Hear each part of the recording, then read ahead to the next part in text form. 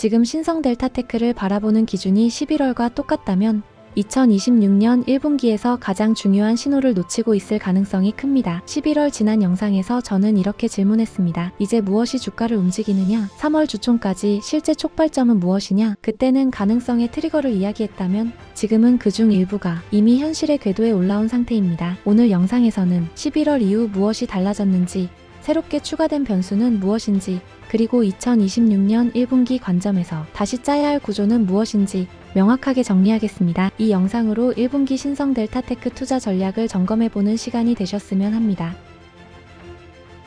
지난 영상의 출발점은 아주 명확했습니다. 3분기 사업보고서에 초전도 관련 내용이 단 한 줄도 없었다. 이 한 문장으로 시장의 기대는 꺾였고 신성 델타테크의 주가는 이벤트 실종 구간으로 들어갔습니다. 그런데 지금은 그때와 같은 구간이라고 보기는 어렵습니다. 여전히 공시는 없습니다. 하지만 대신 움직임이 보이기 시작했기 때문입니다. 그리고 주가는 언제나 공시보다 먼저 이 움직임에 반응해왔습니다. 11월 당시 신성 델타테크 주가를 움직일 수 있는 트리거는 KBSI 자료 공개 여부, 특허 보정서 제출, 혹은 예상치 못한 해외 특허 발표와 26년 APS 발표 가능성까지 모두가 같은 질문을 하고 있었죠. 이 중 하나라도 터질까? 하지만 지금은 상황이 다릅니다. 이제 주가는 초전도 하나에 매달리는 구조가 아니라 여러 개의 축이 동시에 돌아가는 구조로 변하고 있습니다. 지금 시점에서 최소 4개 이상의 트리거가 서로 겹치기 시작한 상태입니다.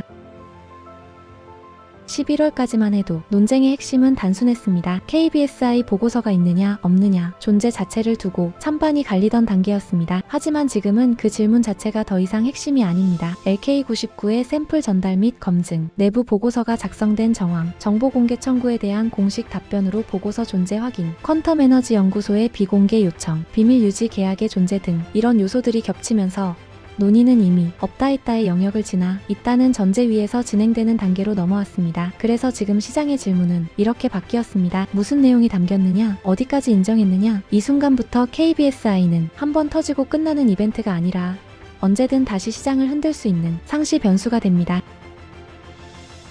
11월 당시 특허 이슈의 핵심은 아주 단순했습니다. 보정서를 낼까 말까? 시장의 시선은 속도에 쏠려 있었고 그만큼 조급했습니다. 하지만 보정서 제출이 연기된 지금은 관점이 한 단계 더 정교해졌습니다. 호주 특허 11월 6일 승인 공고 이후 3개월간 이의제기 기간 이후 승인 완료로 2월 초 승인 완료가 예상되며 국내 보정서는 제출 여부가 아니라 언제 어떤 데이터로 낼 것인가가 핵심 질문이 되었습니다. 여기서 중요한 판단 포인트는 이것입니다. 지금 빠르게 내는 게 유리한가? 아니면 판이 완성될 때까지 기다리는 게 유리한가? 11월이 조급함의 시선이었다면 지금은 전략적 지연 가능성까지 함께 고려해야 하는 구간입니다.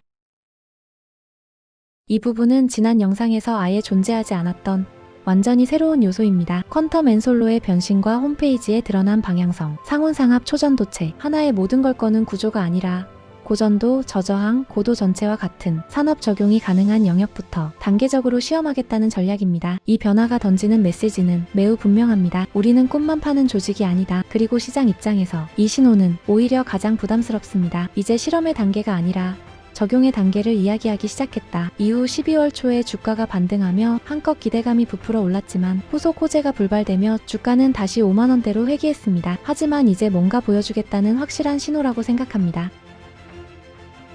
12월 초혁신경제 4차 발표에서 초전도체 관련 내용은 분명 언급됐습니다. 다만 시장이 기대했던 상온상합 초전도체는 아니었고 기존 고온 초전도 기술 중심의 발표였습니다. 이 지점만 놓고 보면 실망으로 해석할 수도 있습니다. 하지만 여기서 한 가지는 함께 봐야 합니다. 퀀텀 엔솔이 최근 명확히 드러낸 방향성, 즉 고전도 저저항 고도 전체와 같은 산업 적용 가능한 제품군입니다. 정부의 초전도체 정책이 완성된 상온초가 아니라 산업에서 먼저 쓰일 수 있는 영역에 초점을 맞추고 있다는 점에서 이 흐름은 퀀텀 엔솔의 전략과 완전히 엇갈린다고 보기는 어렵습니다. 그래서 지금은 정부 발표 하나만 보고 판단하기보다 정부 정책의 방향과 민간 기업의 실제 사업 전략이 어디서 겹치기 시작하는지를 함께 볼 필요가 있는 시점입니다.